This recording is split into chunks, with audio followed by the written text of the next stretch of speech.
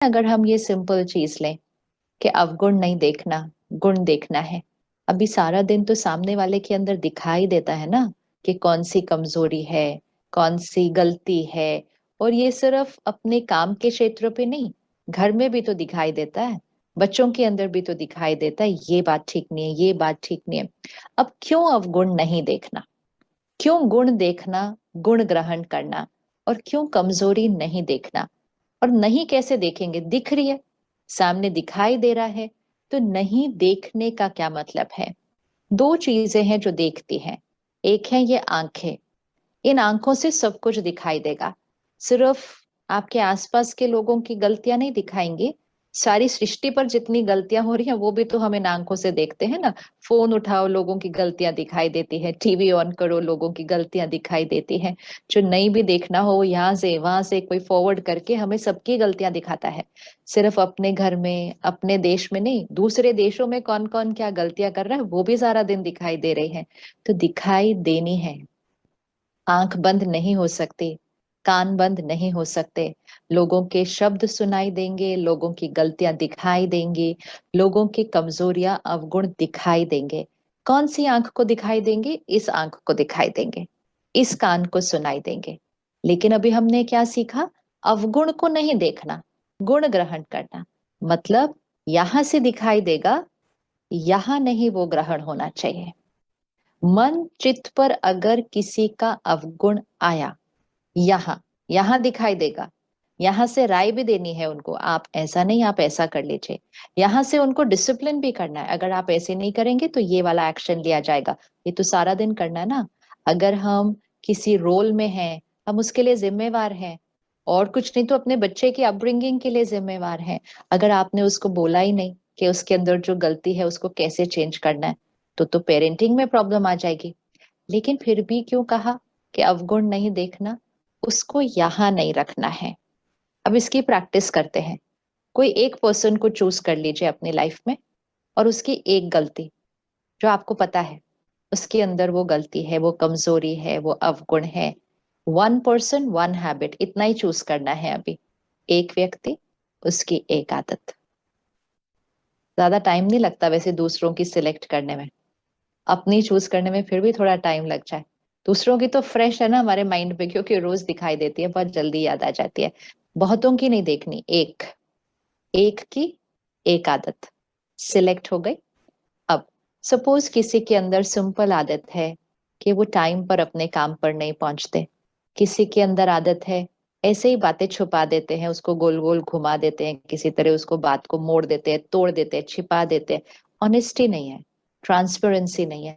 और कोई कोई तो अच्छे से बहुत बड़े बड़े झूठ भी बोलते हैं। फिर कोई अपने काम को ही सही तरह से नहीं करते हैं, काम चोरी करते हैं, बोलते हैं हाँ कर देंगे, समय पर पूरा नहीं करते हैं। से तो लंबी लिस्ट है बहुत सारी चीजों की। हमें इन लोगों के साथ काम करना है, हमें इन लोगों से काम करवाना भी है। लेकिन हमें अवगुण नहीं रखना है, नहीं देखना है। क्यों नहीं देखना है? पहले तो ये कि why I should not see it. Suppose आपके इर्द गिर्द सिर्फ 5 लोग हैं सारा दिन में, 5 ही लोग, और 5 के अंदर सिर्फ अगर एक कमजोरी भी है, वैसे तो हमारे अंदर ज्यादा है, फिर भी 5 लोगों में एक कमजोरी। और मैंने अगर 5 लोगों की एक एक कमजोरी यहां पर रखी, यहां पर रखने का मतलब क्या है? यहां से मुझे दिखाई दे रहा है कि वो लेट आते हैं, यहां से मुझे सुनाई दे रहा है कि वो झूठ बोल रहे हैं। यहां और यहां तक देखना है। यहां पर रखने का मतलब क्या है? उसके बारे में चिंतन करना। बताओ इसको तो कितना समझाओ, ये तो फिर झूठ बोलता है, इसको कौन सुधारेगा, ये सच बोलेगा कैसे, इस पर विश्वास किया कैसे जाए, हर बार सॉरी बोलता है फिर भी। ये हमारी अपनी चर्निंग शुरू हो जाती है। मतलब हम उसके अवगुण का मंथन करते हैं।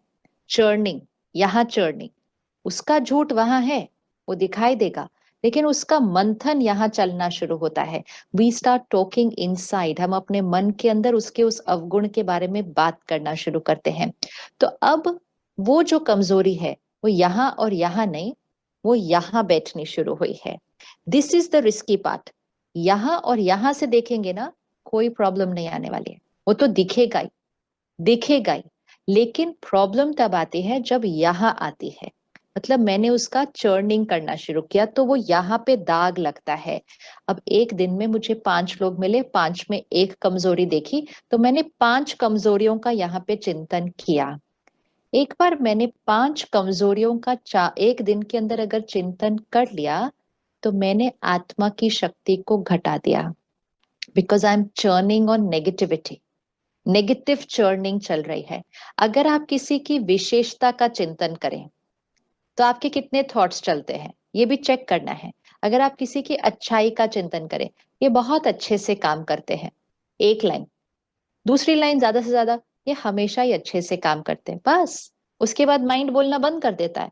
अगर आप किसी की विशेषता का चिंतन करेंगे, एक दो लाइन से ज्यादा नहीं निकल के आने वाला है यहाँ पे कुछ भी, उसके बाद फुल स्टॉप हो जाएगा, विच इज गुड, ज्यादा नहीं सोचना है। लेकिन अगर आप उसकी कमजोरी का चिंतन करेंगे, फिर आप देखिए कितनी थॉट्स क्रिएट होती हैं। तो 2 में नहीं फुल स्टॉप होता माइंड का, तो 5, 10, 20, कभी कभी तो रात को नींद ही नहीं आती, उनकी गलतियों का ही चिंतन चल रहा है, उसने मुझे ऐसा बोल दिया, उसने मुझे ऐसा कर दिया। This is over thinking. तो जिसको जिसको भी ओवर थिंकिंग खत्म करना है, उसको ये देखना होगा कि ओवर थिंकिंग होती कब है, होती क्यों है। क्योंकि हम कमजोरी का चिंतन करते हैं, तो माइंड उसमें बहुत सिंपल चीज है ना।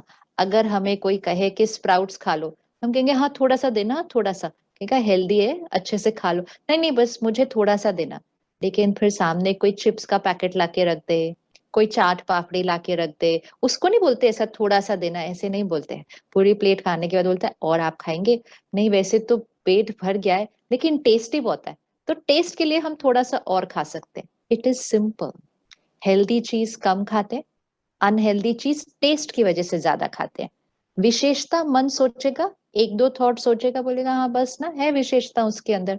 कमजोरी सोचेगा तो बोलता ही जाएगा अंदर, बोलता ही जाएगा। This is over thinking, this is over thinking. तो ओवर थिंकिंग कभी भी अच्छी बात की हो ही नहीं सकती है, हो ही नहीं सकते। Over thinking means it is a negative thought. अब एक बार इतना सारा सोच लिया, तो यहाँ क्रिएट होके यहाँ आ गया।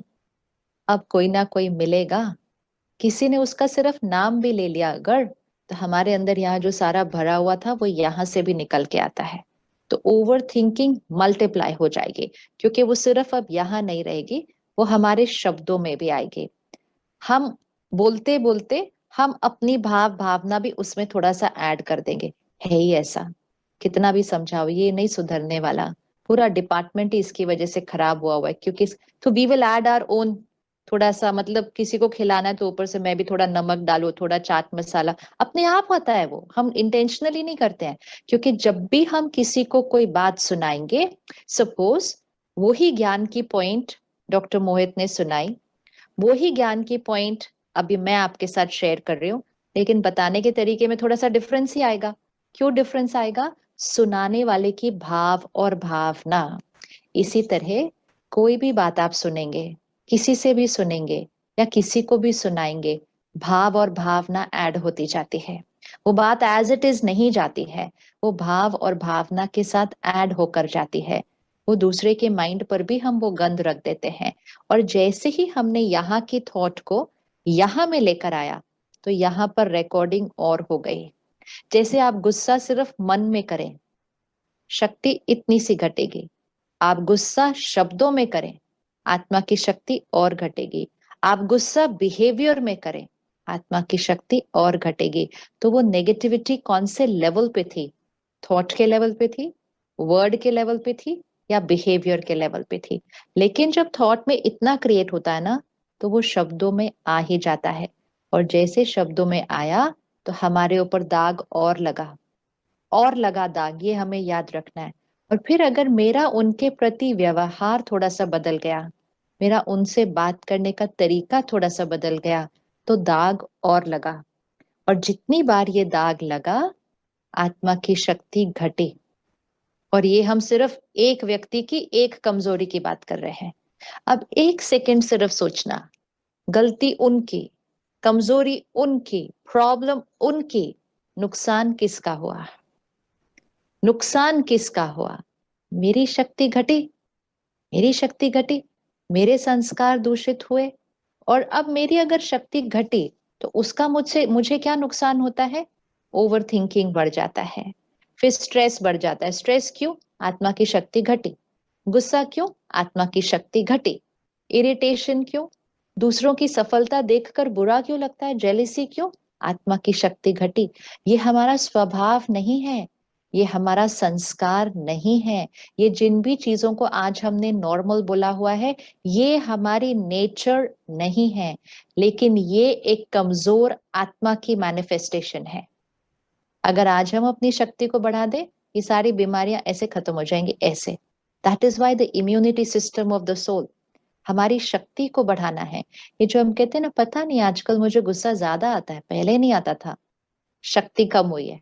आज मुझे डर ज्यादा लगता है, पहले नहीं लगता था, शक्ति कम हुई है। मन मेरा सोचना बंद ही नहीं करता, पहले तो ऐसा नहीं था, शक्ति कम हुई है। और शक्ति कम क्यों हुई? ये इसकी कमजोरी, उसके अवगुण, उसके, यहाँ पे कितने दाग हैं, टॉक्सिक डाइट कंज्यूम की है। और फिर जब से हमारे पास फोन और टीवी और इंटरनेट आ गया, तो हम दुनिया की कमजोरियां कंज्यूम करते हैं, दुनिया के आसपास की, अपने लोगों की नहीं। तो स्ट्रेट इफेक्ट आया हमारे ऊपर, सोल पावर पर स्ट्रेट इफेक्ट आया है इस बात का। अब आज से इसकी थोड़ी सी प्रैक्टिस करना शुरू करेंगे, उन्हीं के साथ काम करना है, उन्हीं की पालना करनी है, उन्हीं बच्चों को पालना है। लेकिन यहां से दिखेगी गलती, यहाँ पे उसका चिंतन नहीं होना चाहिए। मतलब we are not going to think about the weakness, उसकी कमजोरी का चिंतन नहीं होना चाहिए। चिंतन करने से मेरी भी शक्ति घटती है, चिंतन करने से उनको भी वो वाइब्रेशन जाता है। अभी आप में से जो जो दो दो तीन तीन लोग इकट्ठे बैठे हैं एक फ्रेम में, आप अभी करके देख लीजिए। आपके साथ जो बैठे हैं, उनकी एक अवगुण को सिर्फ यहाँ लेकर आइए, उनको बताना नहीं अभी आपने कौन सा सोचा है, उनके एक अवगुण को यहाँ लेकर आइए और सिर्फ 4-5 थॉट्स क्रिएट कीजिए। ऐसे ही हैं, चेंज ही नहीं होते, कितना समझाओ, इतना सी आदत चेंज कर ले, हमारा घर स्वर्ग बन जाएगा, ऐसा 4-5 थॉट्स सिर्फ क्रिएट करो। अब एनर्जी है ना, ये यहाँ तक नहीं रहेगा, ये आपकी एनर्जी निकल कर उन तक जा रही है। उनको भी नहीं पता कि आपसे वो नेगेटिव वाइब्रेशन उनको आ रही है, लेकिन क्योंकि नेगेटिव जा रही है, उस आत्मा तक पहुंचेगी, उनकी भी शक्ति घटेगी, उनकी भी शक्ति घटेगी। तो जब हमारी शक्ति घटी वो सोचने से और बोलने से, तो उनकी भी शक्ति घटेगी। अब जब उनकी वो शक्ति घटेगी, तो उनकी वो कमजोरी, उनकी वो आदत कोई घटेगी? वो तो बढ़ जाएगी, क्योंकि उनकी शक्ति तो घट गई। फिर हम महीने बाद बोलेंगे, पहले तो ये सिर्फ इतना सा झूठ बोलते हैं, अब तो ये और झूठ बोलने लग गए हैं। पहले तो ये इतना सा गुस्सा करते हैं, अब ये और गुस्सा कर गए। मतलब उनकी बीमारी बढ़ गई। लेकिन हम ये नहीं देखते कि उनकी बीमारी बढ़ने में हमारा भी एक रोल था, हमारा भी एक रोल था।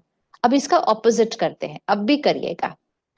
उन्हीं की उसी कमजोरी के लिए, ये से नहीं कि कमजोरी की जगह दूसरी विशेषता देखेंगे, वो कमजोरी को खत्म भी तो करना है। उसी कमजोरी का काउंटर ढूंढते हैं। मतलब सपोज सामने वाला गुस्सा करता है, हम क्या चाहते हैं? उनका गुस्सा खत्म हो जाए, मतलब वो क्या हो जाए? शांत हो जाए। सपोज झूठ बोलते हैं, हम क्या चाहते हैं? वो ऑनेस्ट हो जाए। सपोज काम ठीक से नहीं करते, हम क्या चाहते हैं? सिंसियर हो जाए। तो उसी कमजोरी का काउंटर थॉट ढूंढना है। और अब वो काउंटर थॉट आप क्रिएट कीजिए, ये शांत हैं, होंगे नहीं, होना चाहिए नहीं, ये है ही शांत।